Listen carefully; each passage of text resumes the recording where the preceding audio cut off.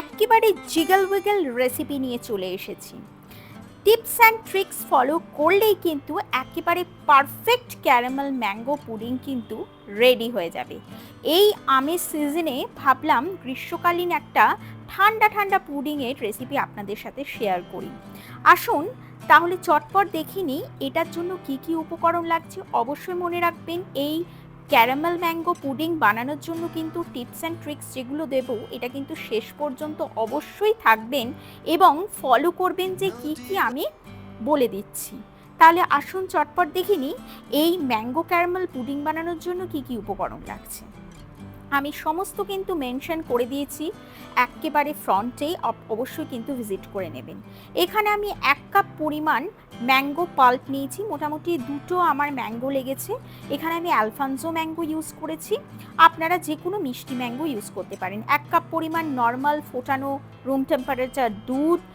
এখানে পুডিংয়ের কয়েকটা ছোট ছোট মোল্ড নিয়ে নিয়েছি, তবে আপনারা যে কোনো মোল্ড ইউজ করতে পারেন। Sugar, vinegar, fresh cream, water and custard powder এখানে ইউজ করেছি। কয়েকটা দেখতেই পাচ্ছেন আমি কিন্তু গুটি কয়েক উপকরণ দিয়েই বানিয়েছি। এখানে ব্রাউন সুগার এবং হোয়াইট সুগার দুটোই রেখেছি, কিন্তু আমি কিন্তু ইউজ করছি এখানে ক্রিস্টাল হোয়াইট সুগার। আপনারা চাইলে ব্রাউন সুগার দিয়েও করতে পারেন, কোনো অসুবিধা কিছু নেই। তবে এখানে কিন্তু কোনো জ্যাগরি পাউডার ইউজ করবেন না প্লিজ, তাহলে কিন্তু পুডিংটা সেরকমভাবে হবে না। প্রথমেই যেটা ক্যারামেলাইজ করব আমি সুগারটাকে, ক্যারামেলাইজেশনের জন্য আমি এখানে দিয়ে দিয়েছি 2 থেকে 3 টেবিল চামচের মতো সুগার এবং 1 থেকে 2 টেবিল চামচের মতো নর্মাল রুম টেম্পারেচার জল এবং ভিনিগার 1/4 টিএসপি। এবার এটা মিডিয়াম ফ্লেমে আমি খুব ভালো করে ফুটতে দেব যাতে ক্যারামেলাইজ হয়ে যায় আমাদের সুগারটা। প্রথমে কিন্তু আমি স্প্যাচুলা দিয়ে নিই, তারপরে যখন আস্তে আস্তে চিনিটা গলতে শুরু করলো তখনই কিন্তু আমি স্প্যাচুলা দিয়ে এইভাবে স্টার করতে থাকবো। এবং মনে রাখবেন এটার একটা বড় ট্রিক্স শেয়ার করছি, সেটা হলো এখানে কিন্তু কন্টিনিউয়াসলি আপনাকে স্টার করতে হবে, না হলে কিন্তু চিনিটা বার্ন হয়ে যাবে। এই যে আপনাদের কিন্তু রঙটা আপনাদের ওপর, আপনারা কীরকম রং চান, ডার্ক বা লাইটার। আমি এখানে একটুখানি হালকা ডার্কার শেডে রেখেছি। চিনিটা খুব ভালোভাবে আমার ক্যারামেলাইজ হয়ে গেছে। ইমিডিয়েটলি আমি কিন্তু এখানে স্পুন দিয়ে পোর করে নিয়েছি। এই যে দেখুন এইভাবে পোর করে নিয়েছি আমি মোল্ডে, কেক মোল্ডে। এটা ছোট ছোট মাফিন মোল্ড। অবশ্যই কিন্তু সমস্ত রকমের অ্যামাজনের থেকে পারচেস করতে পারেন এই সমস্ত রকমের ইউটেন্সিলস, যার লিঙ্ক কিন্তু ডেসক্রিপশন বক্সে দেওয়া আছে। প্লিজ আপনারা যদি পারচেস করতে চান অবশ্যই কিন্তু চেক আউট করে নেবেন। এখানে আমি ম্যাঙ্গো পাল্পটা রেডি করব। ম্যাঙ্গো পাল্পটা আমি এখানে কিন্তু কাঁচা ইউজ করব না, তাতে কিন্তু পুডিং বেশি দিন রাখা যাবে না, মানে আপনি একদিনে বেশি 2 দিন স্টোর করতে পারবেন না। ওই জন্য আমি হালকা একটু কুক করে নিচ্ছি ম্যাঙ্গোটা। প্রথমে আমি 1 কাপ ম্যাঙ্গোটা কড়াইতে দিয়ে দিলাম, তারপর আমি টেস্ট করে যখন ম্যাঙ্গোটা দেখেছি তখন হালকা একটু কিন্তু টক ভাব ছিল, ওই জন্য আমি এখানে সামান্য পরিমাণ চিনি অ্যাড করে মিডিয়াম ফ্লেমে কিন্তু খুব ভালো করে নাড়াচাড়া করব। একটা জেলি টাইপ এইভাবে দেখুন, আমি কিন্তু পেস্ট করিনি ম্যাঙ্গোটা, এইভাবেই কিন্তু স্প্যাচুলার সাহায্যে আমি হাত দিয়ে চেপে চেপে একটুখানি ভেঙে নিচ্ছি, ম্যাশ করে নিচ্ছি। খুব সুন্দরভাবে দেখুন সাইডসগুলো ছেড়ে আসছে, তার মানে আমার একটা জেলি টাইপের ম্যাঙ্গোটা কিন্তু কুক হয়ে রেডি হয়ে গেছে। এবার এটা আমি সাধারণভাবে এটা আমি খুব ভালো করে ঠান্ডা করে নেব এবং ক্যারামেলাইজ করে যেটা আমি পাত্রে ঢেলেছিলাম সেটাও কিন্তু ঠান্ডা করে নিয়েছি আমি। ওটা কিন্তু খুব তাড়াতাড়ি খুব ফাস্টার ঠান্ডা হয়, সেটা নিয়ে চাপ নেই। তবে ম্যাঙ্গো পাল্পটা নিয়ে একটু অসুবিধা, যেটা কিনা ফ্যানের হাওয়ায় আমি রেখে দিয়েছি।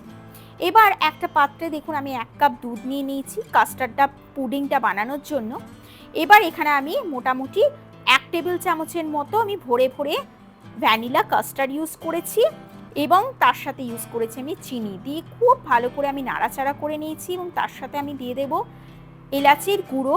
এটা আমার রেডিমেড কার্ডামাম পাউডার, তবে আপনারা হাতে ক্রাশ করেও দিতে পারেন। এটা টোটালি স্বাদের ওপর ডিপেন্ড করছে, আপনারা চাইলে দিতেও পারেন আবার নাও দিতে পারেন। এবার দেখুন আমি মিডিয়াম ফ্লেমে খুব ভালো করে নাড়াচাড়া করব এইভাবে স্প্যাচুলার সাহায্যে বা হুইস্কারের সাহায্যে। একদম কিন্তু থকথকে বা একটা চাপ কনসিস্টেন্সির হতে হবে, না হলে কিন্তু ভালোভাবে পুডিংটা বসবে না।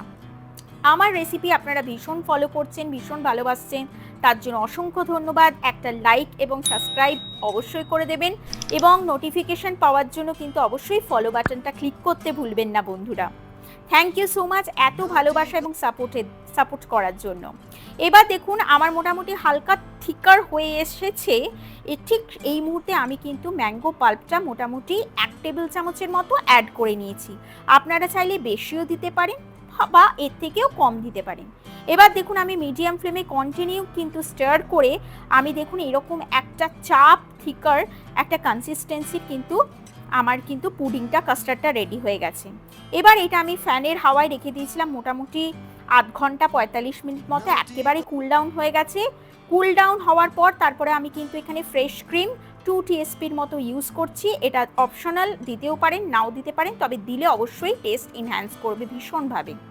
এই যে আমার দেখুন ম্যাঙ্গো পুডিংয়ের জন্য একদম সুন্দর, এখনও পুডিং রেডি হয়নি কিন্তু পুডিংয়ের জন্য আমার ব্যাটার কিন্তু রেডি, একদম মিক্সচার কিন্তু রেডি হয়ে গেছে ম্যাঙ্গো ক্যারামেল পুডিংয়ের জন্য। অদ্ভুত খেতে হয়, ট্রাস্ট মি, এটা বাড়িতে অবশ্যই ট্রাই করে দেখবেন। এবং আরও নিত্য নতুন যদি আপনারা পেড ক্লাসে জয়েন করতে চান, রমা কেক অ্যান্ড চকো পেজটিকেও ভিজিট করতে পারেন। এবং রমা কেক অ্যান্ড চকো সমস্ত রকমের 35 রকমের cooking and baking, different cooking and baking classes available. আপনারা কিন্তু কমেন্টের মাধ্যমে কোয়ারি করে নিতেই পারেন এবং সাথে কিন্তু হোয়াটসঅ্যাপ নাম্বারও আমার রিলের মাধ্যমে দেয়া থাকে সমস্ত কোর্সেস।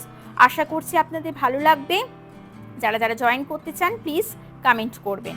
এবার দেখুন আমি পাইপিং ব্যাগের মাধ্যমে কিন্তু এই পুডিংয়ের ব্যাটারটা কিন্তু দিয়ে দিচ্ছি, যেহেতু একটা ইভেননেস থাকবে এই পাইপিং ব্যাগের মধ্যে দিয়ে পুয়োর করলে, তবে আপনারা চাইলে স্পুন দিয়েও খুব সুন্দরভাবে পুয়োর করতে পারেন। এবার একটু ট্যাপ করে নেব আমি।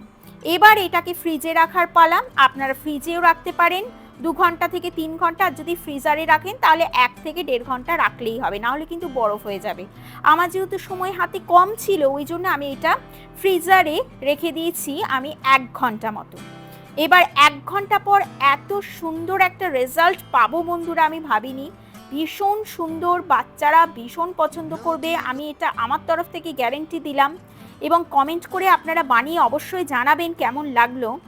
দেখুন 1 ঘন্টা পর আমি বের করলাম, জাস্ট অ্যামেজিং হয়েছে। এটা কিন্তু একদম ছুরি কাটা মানে আপনার আইসক্রিমের মতো হবে না, একদম নরম তুলতুলে জিগলি উইগলি পুডিং কিন্তু ম্যাঙ্গো ক্যারামেল পুডিং রেডি হয়ে গেছে। বাড়িতে এটা অবশ্যই ট্রাই করবেন এবং রেসিপি ভালো লাগলে অবশ্যই প্লিজ একটা লাইক এবং সাবস্ক্রাইব করে দেবেন। আরও নিত্য নতুন রেসিপিস কিন্তু আসতে চলেছে Rama cake and choco cooking and baking চ্যানেলে। অবশ্যই সাথে থাকবেন, পাশে থাকবেন, নিত্য নতুন রেসিপিস আরও আসছে। আর আপনারা কি কি দেখতে চান অবশ্যই কিন্তু জানাবেন। এই যে দেখুন আমি একটা জাস্ট আপনাদের একটা একটুকু টুকরো কেটে আপনাদের দেখাচ্ছি যে কতটা টেম্পটিং এবং কতটা লোভনীয় হয়েছে দেখতে। মানে আমি এখন ভয়েস ওভার দিচ্ছি বন্ধুরা, এখনই আমার জিভে জল চলে আসছে, মনে হচ্ছে ঠিক সেই সময়ের কথা যখন আমি এটা টেস্ট করছিলাম। অ্যামেজিং একটা রেসিপি, ঠান্ডা ঠান্ডা অবশ্যই পরিবেশন করবেন, ঠিক খাওয়ার 10 মিনিট আগে বের করবেন। অ্যামেজিং রেসিপি, অবশ্যই ট্রাই করবেন। সবাই ভালো থাকবেন, সুস্থ থাকবেন, টাটা।